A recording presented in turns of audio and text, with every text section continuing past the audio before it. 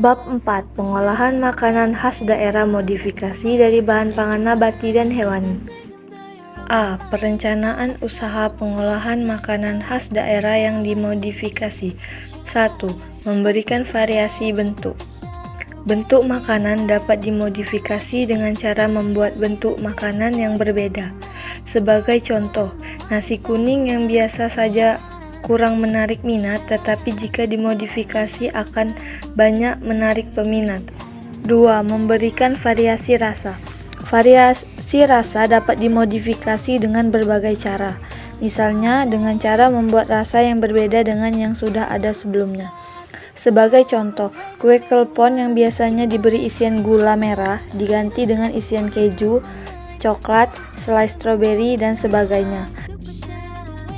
3. Memperpanjang usia produk agar lebih awet. Modifikasi cara memperpanjang usia makanan dilakukan dengan cara penambahan bahan kimia, misalnya asam sitrat, garam, gula, secara biologis, misalnya dengan fermentasi, pengasaman, pengasinan, dan pemanisan. 4. Meningkatkan tingkat kebersihan produk. Cara produksi pangan yang baik sangat berguna bagi kelangsungan hidup industri pangan. Melalui cara produksi pangan yang baik, industri pangan dapat menghasilkan pangan yang bermutu, layak dikonsumsi dan aman bagi kesehatan. Dengan menghasilkan pangan yang bermutu dan aman untuk dikonsumsi, kepercayaan masyarakat niscaya akan meningkat dan industri pangan yang bersangkutan akan berkembang dengan pesat. Makanan khas berbahan nabati maupun hewani sangat potensial untuk dikembangkan karena berbasis pada bahan baku yang terdapat di sekitar sehingga mudah didapat. Berikut beberapa alasan usaha makanan khas daerah sangat potensial.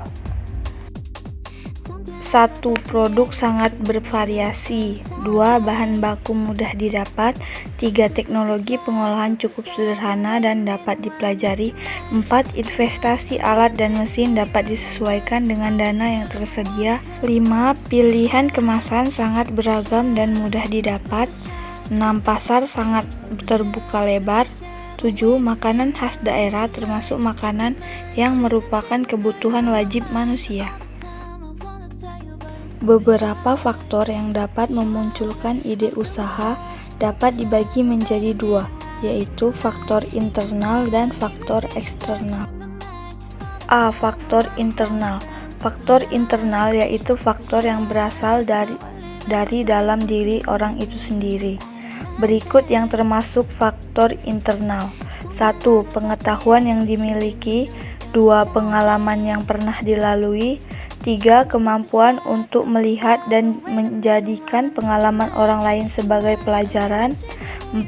Intuisi yang merupakan pemikiran yang muncul dari individu itu sendiri. B. Faktor eksternal. Faktor eksternal adalah hal-hal yang dihadapi seseorang dan merupakan objek untuk mendapatkan sebuah inspirasi bisnis.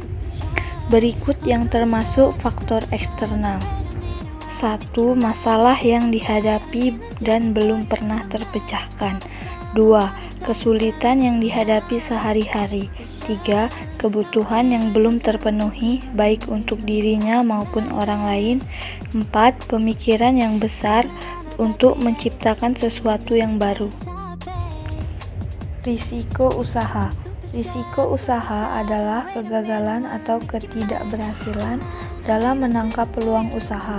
Dalam usaha makanan khas daerah, risiko untuk mengalami kerugian bahkan kebangkrutan terbuka lebar. Oleh karena itu, sebelum memulai usaha kita harus menganalisis risiko yang ada. Risiko timbul atau diakibatkan oleh sebagai berikut. A. Permintaan, perubahan mode selera dan daya beli.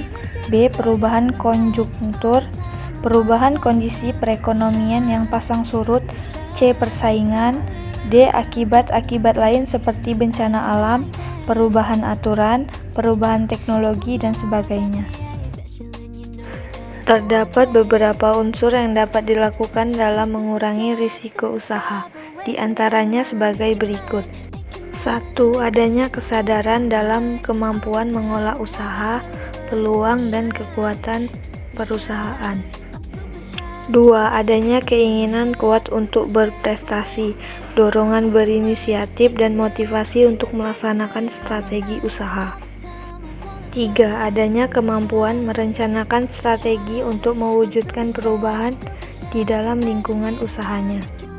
4. Adanya kreativitas dan inovasi dalam menerapkan cara mengolah modal usaha untuk memperoleh keuntungan. Risiko akan selalu ada, tetapi jika ingin berhasil dalam usahanya, seorang wirausaha harus berani mengambil risiko, berani mengambil keputusan, berani menghadapi masalah, dan berani menahan diri untuk tidak menggunakan uang perusahaan untuk kepentingan pribadi. Oleh karena itu, seorang calon pembisnis harus mampu menghilangkan rasa takut terhadap semua resiko yang ada. Untuk itulah seorang wirausaha harus bisa sebagai berikut. 1. Membuat skala prioritas dengan memenuhi kebutuhan yang paling penting.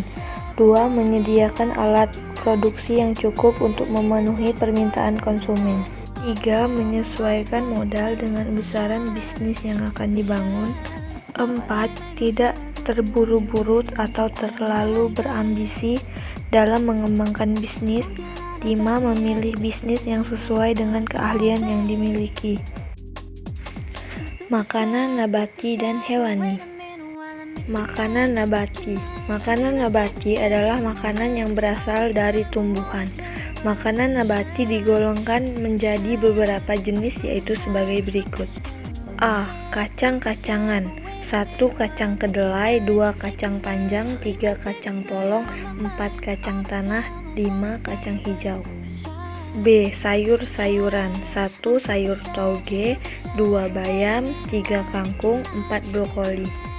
C. Rempah-rempah. 1. Lengkuas, 2. kunyit, 3. temulawak, 4. kencur, 5. jahe. D. Bumbu-bumbu. 1. cabai, 2. asam, 3. jeruk, 4. daun-daunan, 5. bawang-bawangan. E. Umbi-umbian. 1. kentang, 2. singkong, 3. ubi jalar. F. Biji-bijian. 1. padi, 2. gandum, 3. jagung, 4. fonio, 5. gandum hitam. Makanan hewani. A. unggas. 1. ayam, 2. bebek. B. ternak. 1. sapi, 2. kambing, 3. kerbau, 4. kuda. C. hewan yang hidup di air. 1. ikan, 2. udang, 3. kerang, 4. cumi-cumi, 5. kepiting.